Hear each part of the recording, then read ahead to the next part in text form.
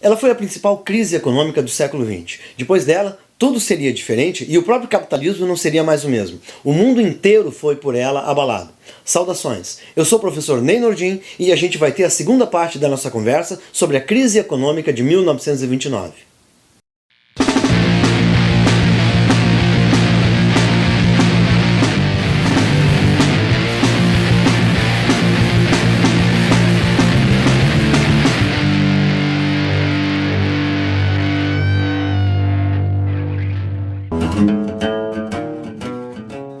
Na primeira parte da nossa conversa, na aula anterior, a gente viu os principais aspectos da sociedade americana na década de 20. Isso é importante para a gente entender como a crise foi se desenrolando. A gente viu os efeitos da mecanização sobre a indústria, sobre a agricultura, que já estava deixando muita gente desempregada. Vimos também que a crise já estava se anunciando desde a metade da década. E também os efeitos da Primeira Guerra Mundial sobre a economia norte-americana. Lembra que a Entente se abasteceu muito na indústria norte-americana, e isso fez a indústria atingir níveis até então inimagináveis. A partir de 1920, 1921, aconteceu o que a gente chama de crise de reconversão. A Europa simplesmente começou a diminuir as suas importações dos Estados Unidos, e a indústria norte-americana deveria ter entendido o recado e deveria ter diminuído a sua produção. Não aconteceu. A gente viu também a característica social da década de 20, os loucos anos 20, também o Fordismo e o Taylorismo, que foram muito importantes para o desenvolvimento da indústria norte-americana. Já existia muita pobreza, apesar de uma classe média experimentar uma fartura que até então nunca tinha experimentado, e que a sociedade norte-americana era sim uma sociedade de contrastes.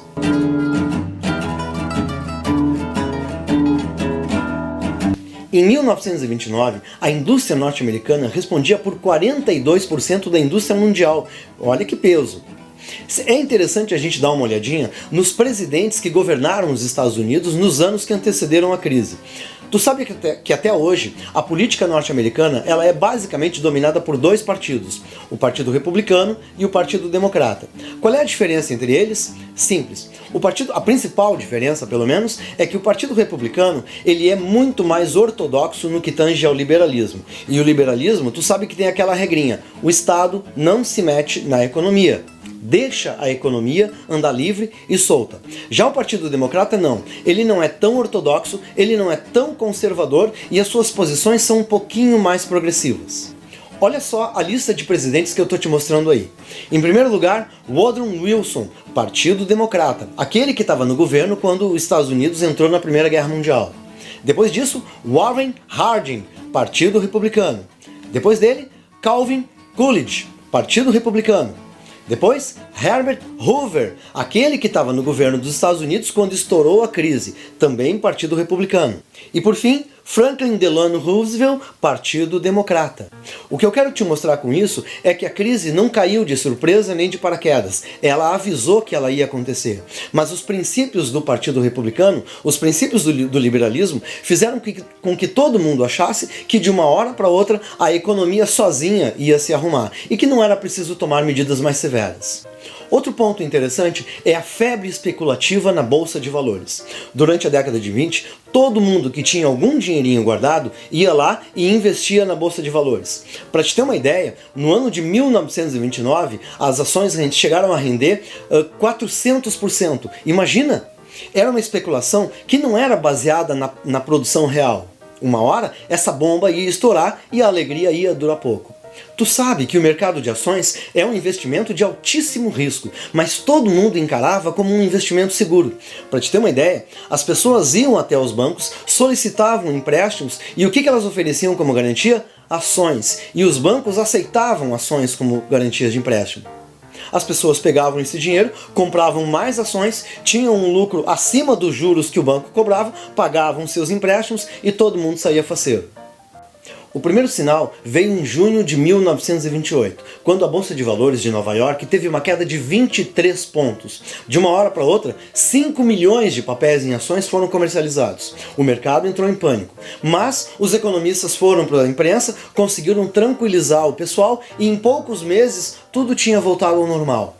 Isso foi um alerta para o governo, que até tentou tomar algumas medidas para ter algum controle sobre o mercado, mas aí já era tarde.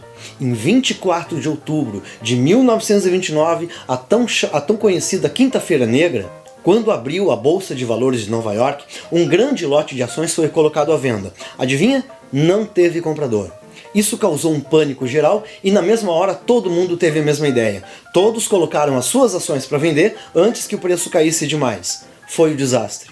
Isso começou um efeito em cascata de desvalorização das ações até que quebrou de uma maneira que não tinha mais solução.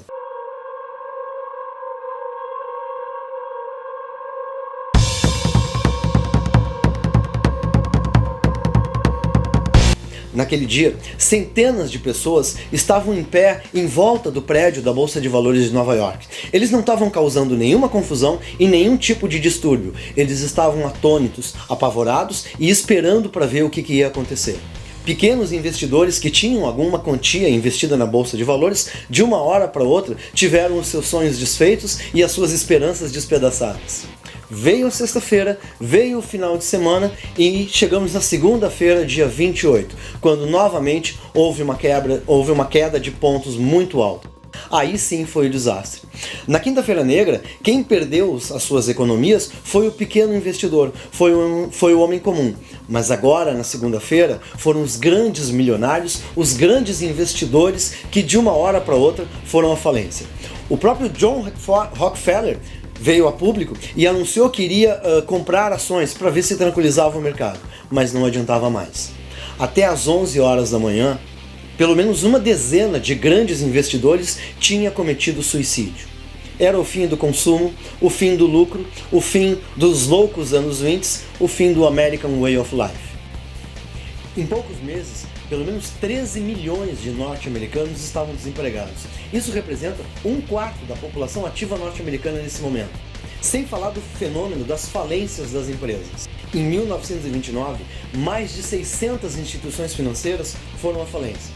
No ano seguinte, em 1930, esse número pula para mais de 1.300. E no ano seguinte, as falências chegam à casa dos 2.000.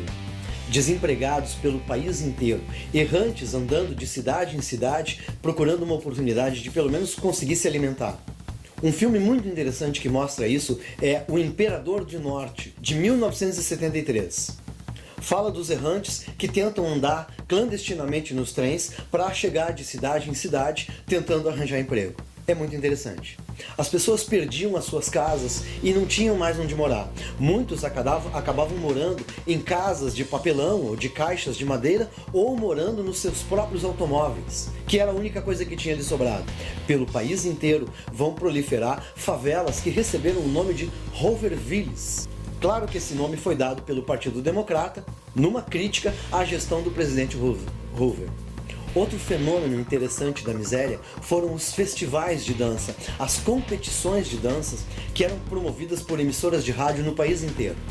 Essas competições não julgavam quem dançava melhor, mas sim quem aguentava mais tempo dançando. Um festival de horrores que durava 2, 3, 4 dias. Pessoas desmaiavam, pessoas desempregadas que já estavam mal nutridas, vinham de todos os lugares disputar um prêmio que podia girar em torno de $1.000. Tem um filme muito interessante que mostra isso também, de Sidney Pollack, A Noite dos Desesperados, do ano de 1969. Vale a pena para assistir.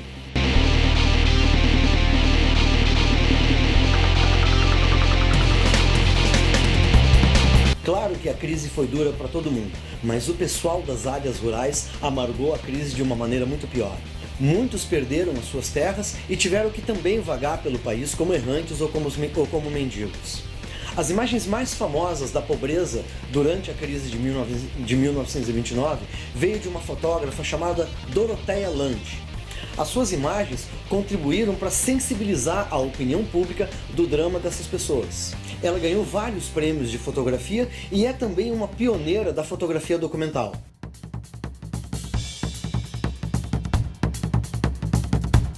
Eu tenho uma dica primorosa e preciosa se tu quer entender um pouquinho mais a crise de 29.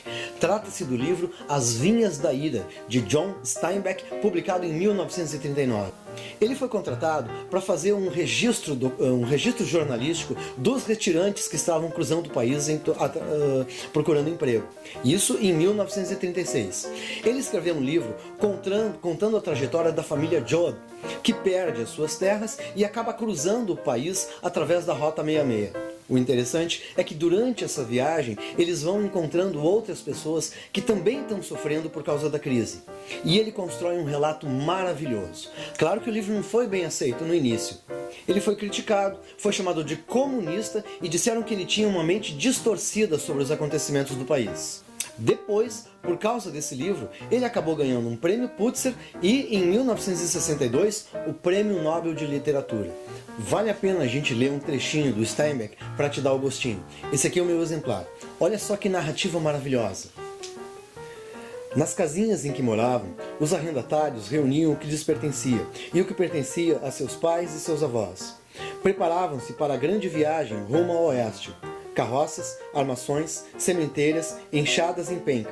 Tragam tudo, juntem tudo, ponham tudo no caminhão, levem tudo para a cidade, vendam tudo por o quanto quiserem, vendam uma parelha de animais, também. Não precisamos deles para mais nada. 50 cents não é bastante por um arado. Essa sementeira aí custou $38. $2 é muito pouco. Não posso levar ele de volta. Bem, fique com ele, que o diabo o leve. Fique com essa bomba também, e com a carroça. Fique com os cabreços, coleiras, cangalhas e rédeas. Os objetos empilhavam-se no pátio. Não posso mais vender arados manuais, ninguém os compra. 50 cents pelo peso do metal? Tratores é só o que se usa agora. Bem, leve tudo. Todos esses troços, me dê $5. Tudo, tá bem? O senhor não está comprando apenas velharias. O senhor está comprando vidas em ruínas. Mas o senhor está comprando amargura. Comprando um arado para esmagar seus próprios filhos. Comprando aquilo que poderia salvar-lhe a alma. $5. Não, 4. Não posso levar tudo de volta. Bem, aceito os $4 mesmos, mas eu estou prevenindo. O senhor está comprando as nossas próprias vidas. O senhor não vê que isso não quer ver isso? Bem, leve tudo por $4. E agora, quando o senhor me dá pela carroça e pela parelha de animais, esses baios, bons como o diabo, igualzinhos que eles são, iguais na cor, iguais no trotar, pela manhã, eles ficavam atrás da cerca, relinchando, chamando a gente, e suas orelhas afiadas eriçavam-se para ouvir a gente e os pescoços se esticavam. Como eu falei no início, o mundo inteiro foi afetado pela crise econômica de 1929. O comércio mundial sofreu uma retração. A Alemanha foi o país mais prejudicado. E a União Soviética não sentiu minimamente os seus efeitos. Afinal, era uma economia fechada. Em 1932 é ano de eleições presidenciais. A vitória coube ao democrata Franklin Delano Roosevelt. O seu lema de campanha era: uma galinha em cada panela, 2 carros em cada garagem. Ele tentava, com isso, projetar uma volta ao tempo da prosperidade. Durante a campanha, ele fez sérias críticas aos gastos e à tributação da gestão do presidente Roosevelt. Ele disse que isso estaria levando o país a um socialismo. Ele falava de um novo acordo ao povo norte-americano: trocar a mão invisível de Adam Smith pelo braço forte do Estado.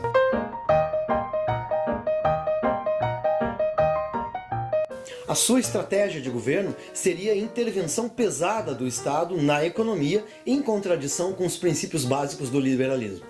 Essas ideias ele não inventou. Ele pegou de um economista britânico chamado John Maynard Keynes. Então, quando tu estiver estudando a crise de 1929, pode aparecer a expressão keynesianismo. Esse novo acordo de que ele falava, a gente chama de New Deal, que implicava, entre outras coisas, protecionismo, desvalorização forçada da moeda para forçar os preços para cima novamente, algumas formas de subvenção, reativação da indústria e investimento pesado em obras para abrir frentes de trabalho, além de um amplo programa assistencial. Ele criou órgãos governamentais, o NIRA e o AAA, para regular a produção. O governo dava incentivo aos industriais e aos agricultores para que produzissem menos. O New Deal trouxe um novo fôlego à economia norte-americana. Não resolveu o problema, é verdade, mas colocou a economia de volta aos trilhos. A pobreza e o desemprego persistiram ainda por muito tempo. Aquele fenômeno das favelas, da miséria, dos desabrigados, das Rovervilles, por exemplo, subsistiu até a década de 40. 10 anos depois, viria o grande fator que seria o ponto-chave para a restauração da economia norte-americana, a Segunda Guerra Mundial. Agora, a indústria do país iria entrar em peso num esforço de guerra, o que traria muito lucro. Bom, era isso. Espero que tenham gostado e tenham entendido como é importante conhecer a crise de 1929. Lembra que em 2008 os Estados Unidos e o mundo inteiro foi afetado por uma outra crise que, embora de natureza diferente, guarda muita semelhança com o furacão de 1929. Espero que tu tenha gostado. Aproveita e visita o meu site de História e Cultura Geral no endereço que está aparecendo abaixo. Não esquece, quem conhece história entende melhor o mundo. Um abraço e até a próxima.